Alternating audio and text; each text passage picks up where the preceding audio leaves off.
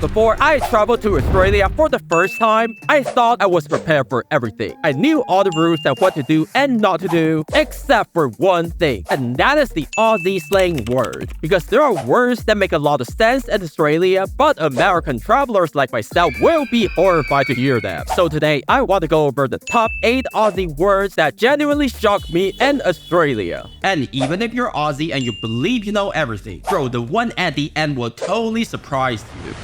Cause all the Aussie words in this video will be ranged from kind of unique to what almost put me into a coma when I heard it for the first time. Just so you know, it only gets crazier. And the first one is arbo. And for all the Americans seeing this, no, it's not avocado. That's my guess as well. And I almost missed a meetup with friends due to this. Like, imagine your Aussie friend told you we are meeting at Arbo. And then you thought to yourself, oh, Arbo must be a place or an Aussie holiday like Arbo Day or something. But a few hours later, your friend called you completely pissed, saying, "Hey, where are you? I thought we were meeting at Arbo." But they didn't know what was happening. Why are you so mad, bro? And what even is this Arbo? You want avocado, man? Is that what you want? And that's when I realized that Arbo is just the Aussie way of saying afternoon, bro. And it shows how you guys love to add an O to shorten words with other ones like Serbo for a service station and Ambo for an ambulance, etc. My Aussie friend puts it best. If a word can be shortened, you darn sure Australians would do it. So if you tell your American friends that you want to meet at Arbo, but they never show up, or this is crazy but they show up with a bunch of avocados, now you know why.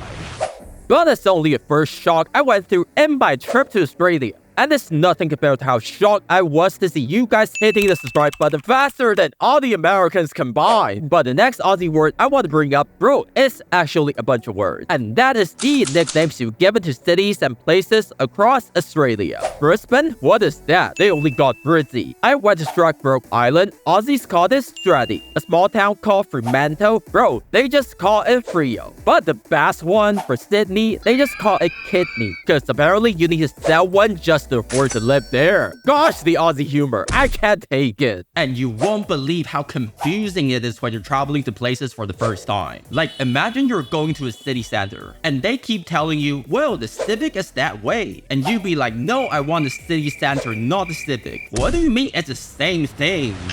Okay, I know that's funny and all, but this is when the fun ended. Because the next word almost got me into deep trouble when I heard it for the first time. And that's the word take out the rubbish. It's more like a sentence, but hear me out, man. When Aussies tell you to take out the rubbish, it means you take out the rubbish. When they tell you to do the dishes, you do the dishes, bro. Even if you're a customer or a hotel guest. And it is especially a good lesson for American traveling in Australia and staying in hotels. Because what we're used to is to leave all the rubbish and dirty dishes in the room and then just put some tips on the bed hoping you would take the money and then just clean up the room for us, bro. But that's not how it works in Australia. Oh no, because all the hotels I've been to, you have to take out your rubbish and do all the dishes. It's not a pretty please. I'll be so glad if you did it. You just have to, okay? I also noticed how those no dumping or littering signs are taken a lot more seriously in Australia as compared to America. In California, where I live, you would always see a massive pile of trash next to one of those signs, as if nobody cares, but I've never seen the same in Australia.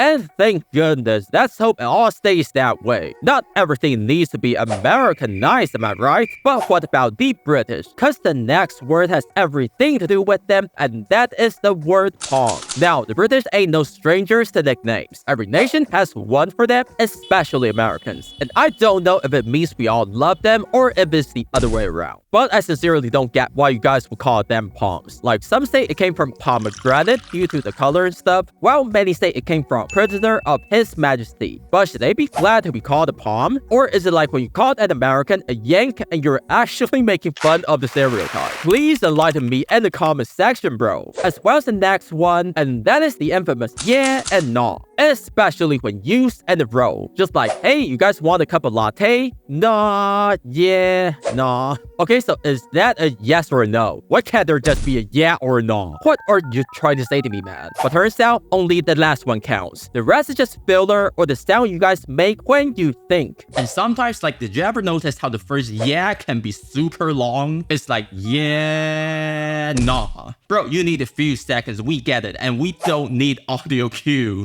But that is okay, and after a while, I also began to love that too. Since there are so many things to love about Australia, but the next word, bro, it almost gave me a heart attack when I heard it. And that is the word hello.